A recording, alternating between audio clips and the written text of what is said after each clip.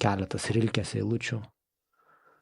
Ir viena iš jų yra ta, kurią labai mėgo Arvydas Šliogeris. Galbūt čia esame tam, kad ištartume. Ir nusakytume daiktus taip, kaip jie savo vidumi niekada nesuvokia esą. Mes esam regėtojai. Taip, čia aš jau baigiau tą citatą.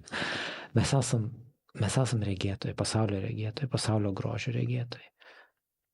Bet gyvenam paskendę savo pragmatiniuose rūpesčiuose, badomi iš visų pusių to niekio dūrių, niekio, kurį visų pirma mes patys generuojame ir prisidedame prie to generavimo ir sumaišome su tuo, kas yra iš tiesų tikra.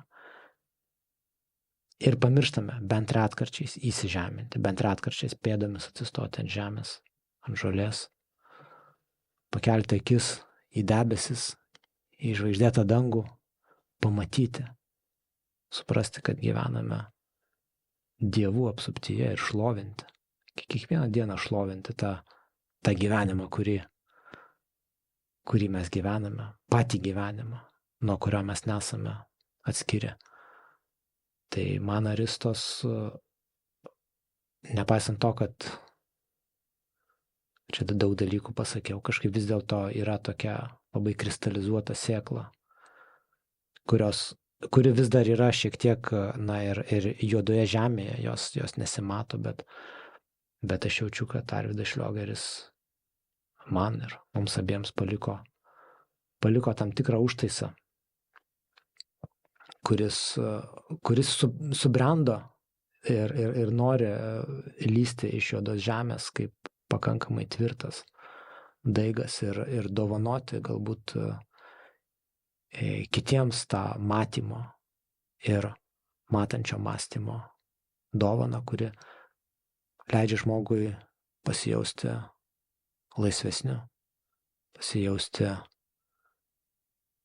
pilnatviškesniu, atvykti, jausti, kad nėra tos, tiesą sakant, tos skylės, kurią reikia užpildyti netikrais artefaktais, kad viskas jau yra, dabar yra. O jeigu kažko nėra, tai tikrai ir niekada nebus. Tad atsipalaiduoti nuo to siautulingo, beprotiško bėgimo kažkur, kuris visada yra tik tai nebūti. Gal iš tikrųjų, kaip sakai, ta skylė, įsižiūrėjus, yra nuostabus ežeras Mėnesienoj. Tai kai žiūri su filtru arba iš per toli, tai tau atrodo, kad ten kažkokia tamsi juoda skylė. Iš tikrųjų, ten yra kažkas tokio nuostabaus ir galima pakviesti pažiūrėti. Ten save pamatysi, Mėnesieną, gamtą, žvaigždės. Ir suprasi, kad jos nėra taip toli dangui, bet čia šalia. Net palies gali, perbraukęs ranką per vandenį. Tau taip gera būna, laisva.